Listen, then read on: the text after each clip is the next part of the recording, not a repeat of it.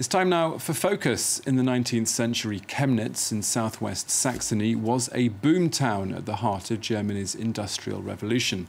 But in recent days, it's been churning out something very different, and that's violent street protests over Angela Merkel's open-door migrant policy. A hodgepodge of far-right groups have faced off with counter-demonstrators following the fatal stabbing of a 35-year-old German man, allegedly by two migrants. Our bureau in Berlin has sent this next report.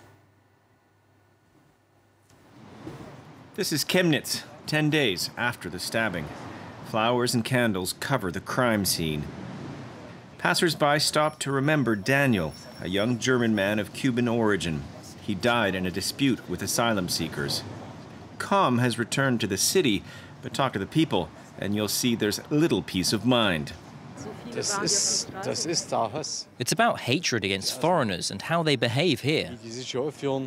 When I come to Chemnitz, I'm scared like never before. This used to be a city without fights and rapes, and all this is because of this new immigration. It's as if the anger was always just under the surface, waiting to explode. At City Hall, people still struggle to understand it all, and how the extreme right managed to mobilize thousands in this little town in Saxony. What really shocked me was their ability to use this murder to gather so many people under the far-right banner. So many people ready to take to the streets. But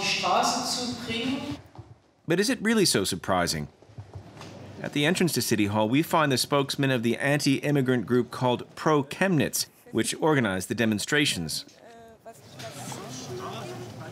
Young people, they're all going to West Germany. It's only the elders who stay here. And grandma and grandpa are having a hard time dealing with families of 10 from Syria who are moving in upstairs.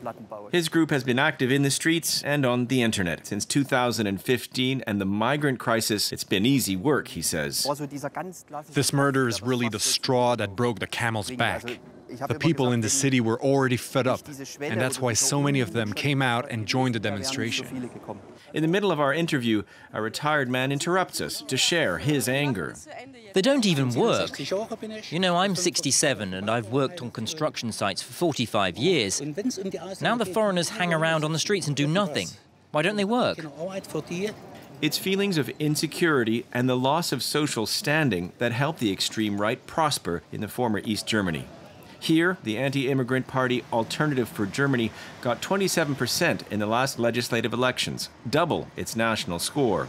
Tino Schneegas says the migrant crisis was a major boost. The migrant crisis was the catalyst. Here people feel that traditional parties have abandoned them and that no one is asking them for their opinion. The crisis opened up a lot of old wounds. Now, once again in Germany, there's a great divide between left and right, east and west. And yet, while there are more foreigners in Chemnitz, there are only 20,000 out of 250,000 inhabitants. The recent events have created bitterness. Mammon fled the war in Iraq to find refuge in Germany. Last week, police were standing guard outside the restaurant. I never thought I'd live through such a thing. I've been here 4 years. I've seen good and bad things, but nothing as serious as the demonstrations. It was really serious. There is a tense atmosphere here. Everyone goes straight home after the meal.